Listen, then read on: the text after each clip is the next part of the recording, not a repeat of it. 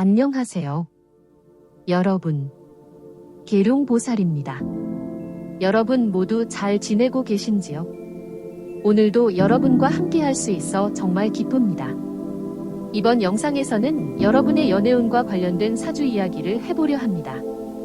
사랑과 운명에 대한 생각은 어떠신지요? 사랑과 운명은 우리 삶에서 빼놓을 수 없는 중요한 부분을 차지합니다. 연애 시기를 예측하는 데에는 연운과 대운을 참고하는데 특히 일년운인 태세가 운명합을 하거나 기운이 올 때 연애운이 강하게 작용합니다. 또한 숨어있는 이성운이 작용할 때 연애운이 발생합니다. 오늘 이 영상을 끝까지 보신다면 여러분도 대운을 잡고 부자도 되시고 행복한 인생을 만드실 수 있을 것입니다. 먼저 사주에서 연애운이란 무엇인지 말씀드리겠습니다. 연애운은 단순히 재성과 관성운이 오는 경우만을 말하지 않습니다. 본인의 사주에 따라 이성과의 관계를 형성할 수 있는 운을 살펴보는 것입니다. 어떤 사람과 연애를 할 수 있을지는 사주에서 이성에 해당하는 글자의 오행과 태어난 날의 육친과 오행의 모양을 통해 판별할 수 있습니다. 예를 들어 나쁜 남자 스타일이나 선한 남자 스타일, 직장인, 예술가 등 다양한 유형을 사주를 통해 예측할 수 있습니다. 이때 중요한 것은 자신이 어떤 이성을 선호하는지, 그리고 그 이성이 자신의 사주에 어떻게 나타나는지를 파악하는 것입니다. 이를 통해 우리는 더 나은 연애운을 맞이할 수 있습니다. 다음으로 연애운을 판별하는 방법입니다. 연애운은 주로 내가 이성을 볼 때 가장 먼저 고려하는 것이 무엇인지에 따라 달라집니다. 남자 사주는 보통 재운, 즉 정제나 편제운이 들어올 때, 여자 사주는 관운, 즉 정관이나 편관운이 올 때 긍정적으로 작용합니다. 또한 삼합, 방합, 육합, 암합 등의 다양한 상황에서 연애가 작용합니다. 삼합의 경우 헤어질 가능성도 있지만 방합은 가족합이라 헤어짐을 반복하더라도 다시 만나는 경우가 많습니다. 예를 들어 삼합일 때는 헤어질 가능성이 있지만 방합일 때는 헤어지기 힘든 관계를 형성할 수 있습니다. 이러한 연애운은 본인의 사주와 상대방의 사주가 어떻게 어우러지는지에 따라 다르게 나타납니다.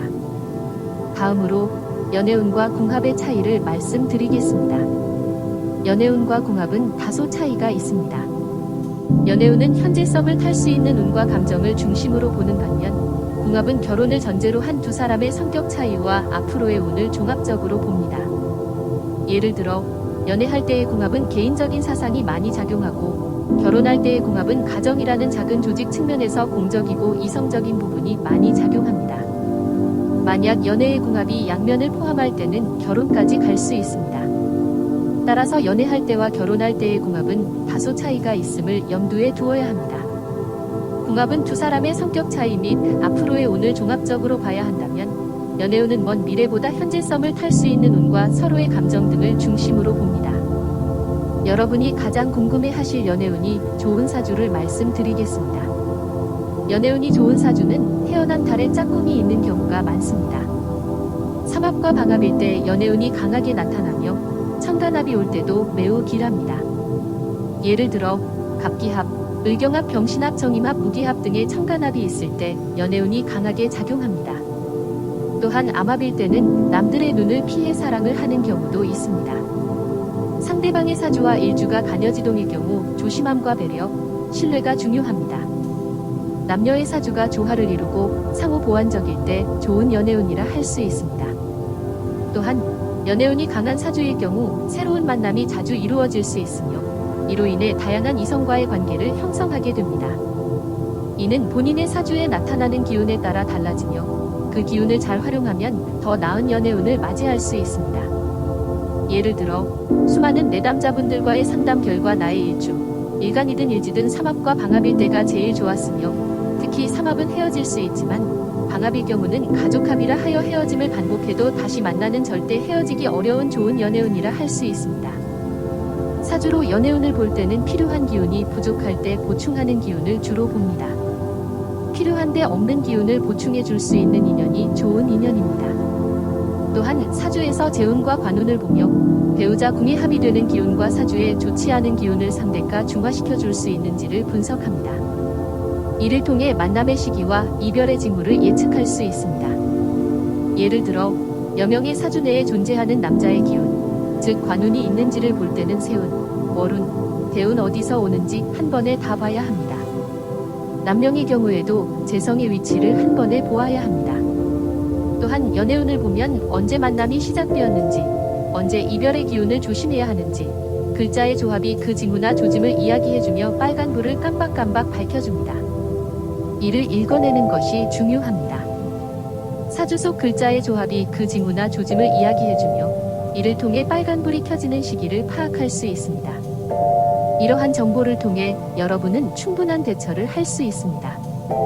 예를 들어 연애운이 강한 시기에는 자신에게 다가오는 이성에게 열린 마음으로 다가가고 이별의 징후가 보일 때는 신중하게 관계를 유지하거나 개선하는 노력이 필요합니다.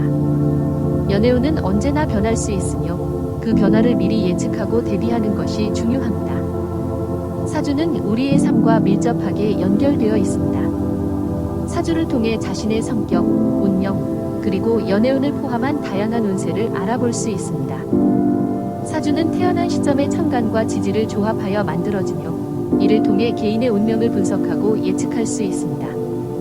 사주 명리학은 이를 기반으로 한 학문으로 많은 사람들이 자신의 삶을 보다 잘 이해하고 준비하기 위해 활용하고 있습니다.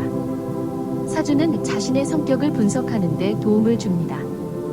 예를 들어 태어난 날의 일주를 통해 기본적인 성격을 파악할 수 있습니다.